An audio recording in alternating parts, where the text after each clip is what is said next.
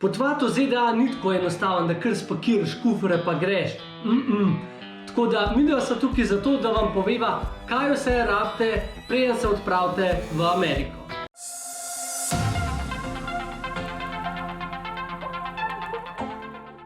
Zaradi lažjega orientiranja je video razdeljen na 3 segmente. Absolutno nujne stvari, semi-nujne oziroma zelo priporočljive in priporočljive. Za lažje navigiranje naj ti bo v pomoč časovnica v opisu. Dobrodošli v seriju videov iz Amerike. Z vami so tako kazmeri Ponč pa Sonč oziroma Alex in Cindy.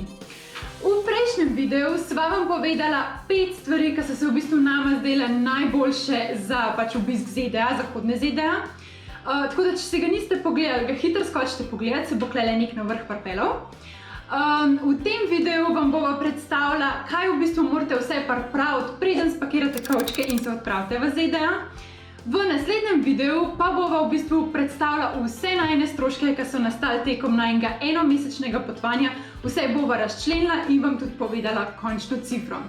Tako da v bistvu, če nočete zamuditi nobenega naslednjega videa, dajte se naročiti na najin kanal, je zastonj pa nič ne boli. Zdaj pa še čisto na eno lepo stvar bi vas rada povabila.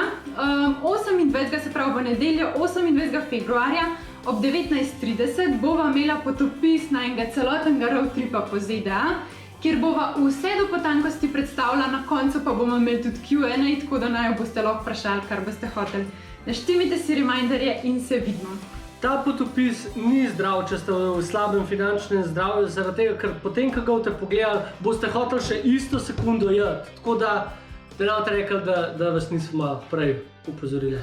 Ker naj spremljajo tudi malo mlajši gledalci, najprej prva informacija za vas, ker mogoče tega ne veste, ampak če se hočete gibati izven Evropske unije, tista izkazanca osebna navdost.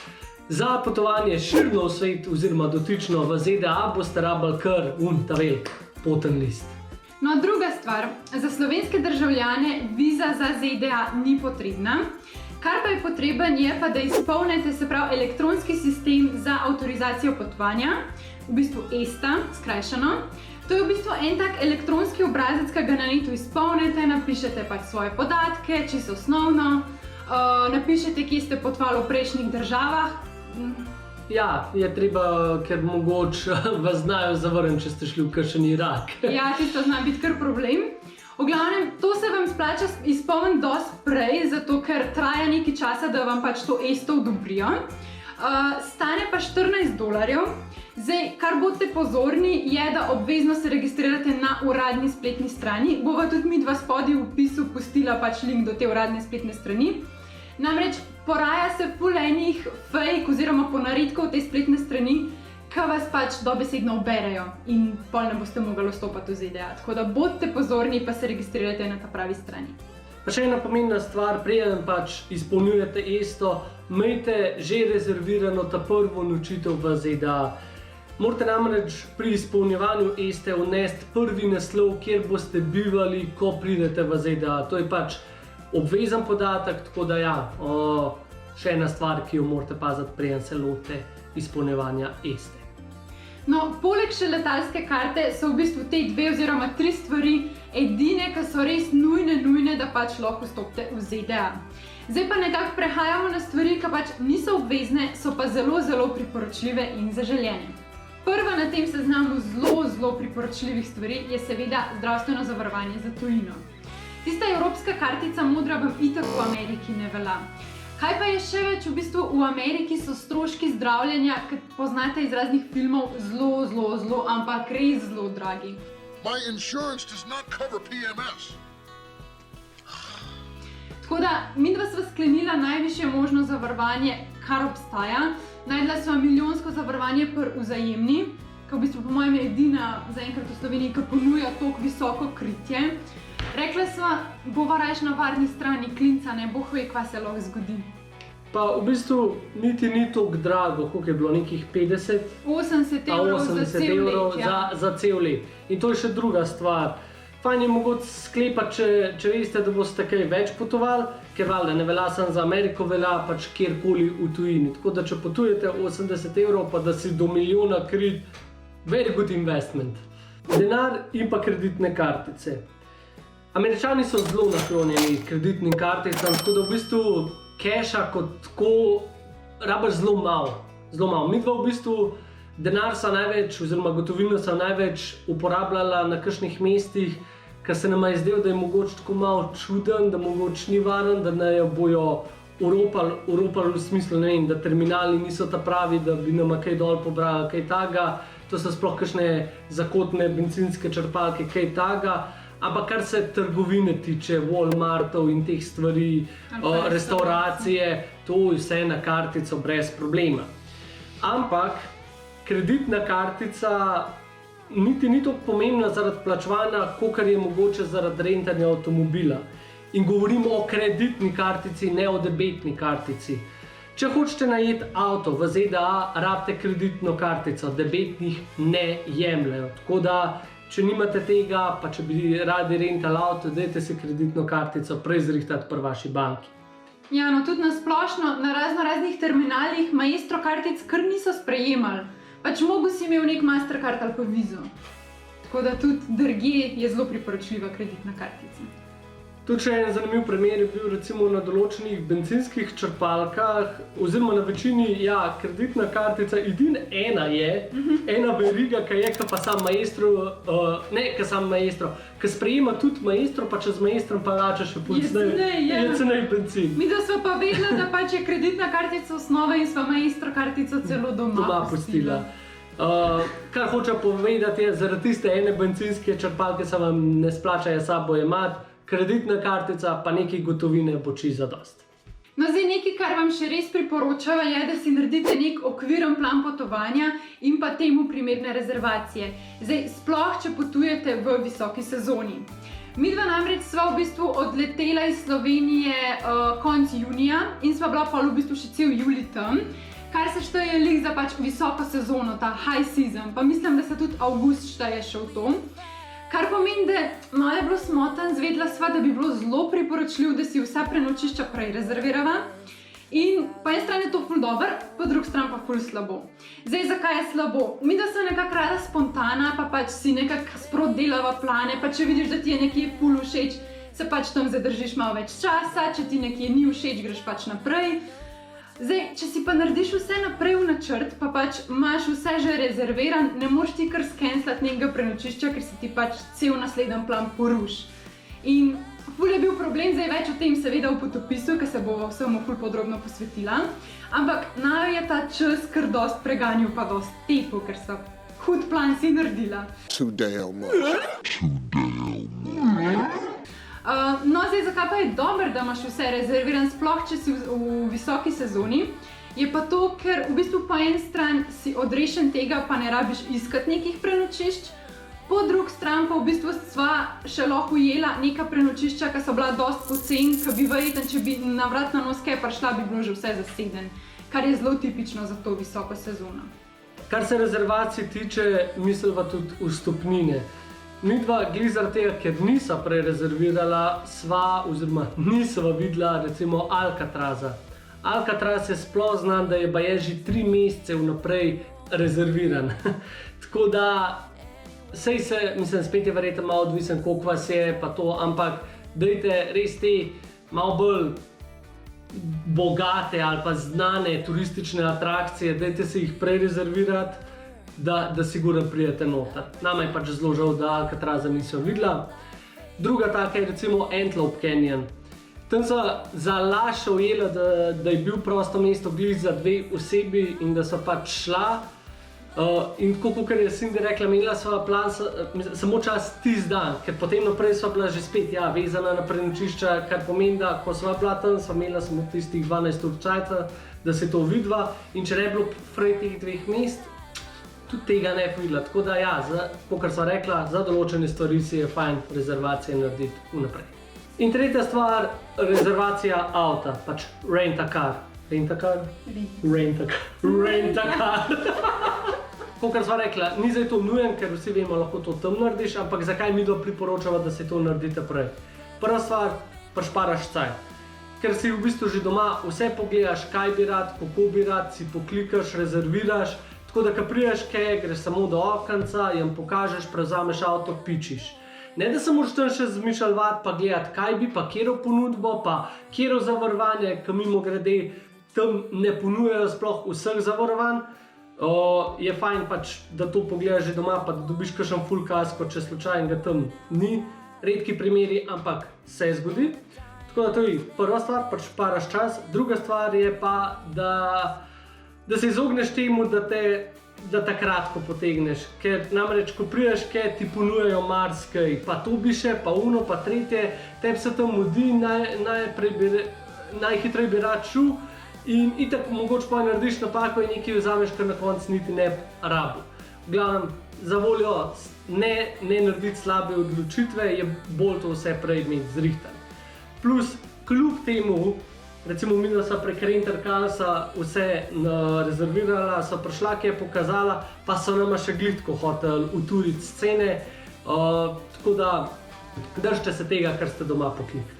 Zdaj, zakaj se vam pa tudi splača rentati avto? Sama zahodna ZDA ni prepletena z raznimi javnimi prevozi. Se pravi, ja, ok, mesta imajo javni prevoz, naprimer San Francisco ima metro ali pa pač ne vem, tudi LA, pa pač teta velika, ja, imajo prevoz. Pa trame. Trame, ja, pa avtobusi so samo v LA-ju, ne vem, kako prideš z avtobusom do kamka, tvoj gužva, prgužvi. Nima veze. No, v glavnem, zdaj še ena stvar, zakaj se vam zelo splača vzeti rentakar. Te razdalje v Ameriki so kot prvo enormne, pač res enormne. Tako da si sploh ne predstavljam, da bi se to z nekim avtobusom furil, kako po mojem bi rabil 3 dni na en dan. Ja. Ampak okej. Tlele bi samo vmes omenil postaje avtobusov, sicer so, ne vem, iz LA do San Francisca, ampak imajo zelo malo postajc vmes, tako da glih uraj imaš tam neko mest, kar bi ti nekaj račel pogledati, je praktično nemogoče. Zdaj, v samih mestih so pač te, ne vem, v San Franciscu, v LA-ju, v San Diegu, imaš razne avtobuse, metroje, tramvaje, vse živo. Tako da po samih mestih, naprimer, midva sva bila po 4 dni tudi v San Franciscu, pa sva v bistvu avto predhodno oddala in sva bila v bistvu po San Franciscu brez avta. Tako da to ni bilo panike, ampak čim greš pa ti ven iz teh velemest, je pa javni prevoz živ obup. Pač kot prvo, ali ga sploh ni, ne vem, da bi ti prišel zdaj do neke turistične atrakcije, ki je čistko nek skrita, ali pa do nekih, ne vem, nacionalnih parkov, ali pa do kakšne luškane vasice, ki jo čistko po pomoti najdeš, pa se ustaviš pri njej. Pač to je z javnim prevozom praktično nemogoče, oziroma so pač te linije, ki vozijo zelo redke. No, pa ko smo lih pri nacionalnih parkih, sej do teh večjih nacionalnih parkov imate sicer neke ture, ki vas iz nekega večjega mesta odpeljajo pač na neko turistično turo. Midva jih nisva privrženca pa ljubitelja teh tur, ki pač je gužva pa brez veze. Ampak tudi poleg tega so te ture ful drage in po mojem je veliko cenej, če pač rentate avto in se sami odpravite na road trip. Zdaj več o financah pa v naslednjem videu. In naša zadnja kategorija, kaj pa si zrihtati, ko si enkrat tam, ko si enkrat na tleh v ZDA. Zdaj, te stvari, ki bova povedala, so totalno nenujne, ampak lahko vam pa prišparijo nekaj denarja ali pa so fajn. Prva taka stvar je letna kartica za nacionalne parke. Zdaj, če ste navdušenec narave, pa ste šli predvsem na zahodno ZDA zato, da bi videli vse te nacionalne parke, potem se vam absolutno splača vzeti to kartico za letni obisk nacionalnih parkov. Stane 80 €. Dolarjev, kar v bistvu sem midva preračunala, da če si mislite pogledati vsaj 4 parke, jo lahko že vzamete. Tako da to je kar fajn investicija. Velja pa za avto. Velja pa na avto, tako, ne na osebo. Poleg tega pa ja, v bistvu lahko obiščete neomejeno število potem nacionalnih parkov, kar je pa res super. Še ena stvar, ki jo midva zelo toplo priporočava, kadar se odpravljate na neko daljšo potovanje izven Evropske unije, je prepaid SIM oziroma predplačniška SIM kartica. They're disposable. These are all prepaid phones, and that's really all they are. And I know a lot of people think that that's just really kind of common sense. Of course they're just prepaid phones, but the reason that is important is because you don't log any of your personal data whatsoever. To v bistvu greste, ker nekaj plačate, odvisno od tega, kakšen paket hočete, oni vam dajo SIM kartico in vi dobite v bistvu domačo telefonsko številko. Zdaj, zakaj midva to svetujeva? Sploh, če imate rentakar, pa naprimer gre nekaj narobe, pa morate klicati. ali pa, to se je v bistvu nama lih v Ameriki zgodilo, ali pa naprimer, da se morate s kakšnim pač v hotelu, v prenočišču zmeniti, kdaj boste prišli, da boste zamudili, kakorkoli. Pač v tem primeru ste pa s prepaid SIM brez skrbi, ponavadi so neomejeni klici, neomejeni SMS-i, tako kot pri nas pač v Sloveniji, pa v bistvu to, kar plačate, imate še podatke. Zdaj, podatki so zelo fajn, ker lahko imate pol tudi GPS vklopljen ali pa če morate na hitro kaj pogooglati, kaj poiskati. Tako da to zelo toplo priporočava, ker če pa kličete z naše številke slovenske, je pa to toliko drago, da se vam splača odšteti tiste 10, 20, 30 evrov in si umisliti predplačniško ameriško kartico. Še ena možnost nekako prevažanja znotraj nekega večjega mesta so tudi te znani ponudniki prevozov, kot so Uber, Lyft in drugi.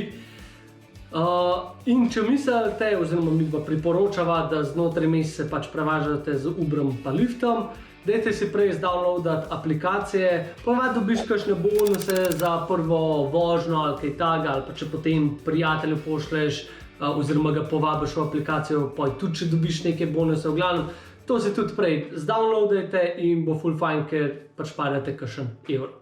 Toplo pa vam polagava tudi na srce, da si preden se odpravite iz Slovenije, na telefon naložite zemljevide, se pravi na Google Maps, da jih prav, ali pa pač kakšna druga aplikacija, da jih prav dol potegnete na telefon in jih imate pač na telefonu. Za določen pač območje ZDA, ki ga mislite obiskati. Tako, ja. Zdaj, zakaj? Prvič zato, da ne boste po nepotrebnem kurili za GPS ful veliko podatkov. Še vse je lažje kuriti baterijo, kakor kuriti mobilne podatke, ker to stane. Ker druga stvar pa zato, ker ima Amerika nenormalne velike konce brez signala. Pač to se lahko zgodi tudi tako, da 50-100 km pač na nekem območju ni signala, oziroma ni pač interneta. To si mi tako malo ne znamo predstavljati, ampak dejansko to, kar vidite iz kakšnih grozljivk, ki pač hočejo poklicati enega, pa ga ne morejo. We gotta be in some kind of sunspot or something. There's no signal getting out. No signal. There's no signal. No signal. Okay. All right, I'm fully charged, but there's no signal out here. Is anyone getting a signal out here? No one can get a signal up here. To je v Ameriki res čist možen, ker nimajo povsod pokritosti. Ja, in se vam čisto lahko zgodi, da se pač zgubite, pač nič takega, ampak pristanete v območju, kjer tudi če bili pripravljeni svoj denar skozi okno vrš, da ne vem, z mobilnimi podatki se zdaj rešite iz te zagate, se ne morete, ker ni, pač dejansko ni signala. Tako pa, če imaš pač zemljevide na telefonu, si v vsaki situaciji oziroma kjerkoli si pač rešen, ker to fizično imaš. Pa smo prišli k koncu še enega videa. Naslednji teden bova objavila, se pravi, kot sem že omenila, vse stroške in razčlenila pač najno celotno potovanje, po cenah podrobno. In pa potem vas pa vabila še enkrat na, se pravi, potopis, kjer boste izvedeli vse in še več od najnega potovanja do podrobnosti in pa na koncu bo seveda tudi Q&A, boste lahko vprašali, kar čete. Zapomnite si, se pravi, nedeljo 28. februar ob 19:30. To je bilo to za ta video, upam, da so bile informacije, ki sem vam jih dala všeč. Če so vam bile všeč, ne bi čkar, dajte pritisniti tisti like button. Ne vem, če ste vedeli, ampak če pritisnete tisti like button, se obarva modro. Čisto res, dajte preveriti. Dajte probati, če to pri vas dela. Ja, pa valjda, kakšen komentar pustite, če vas še kaj zanima. Drugače pa to je to. Naročite se na najin kanal in se vidimo v naslednjem videu. Čau, čau!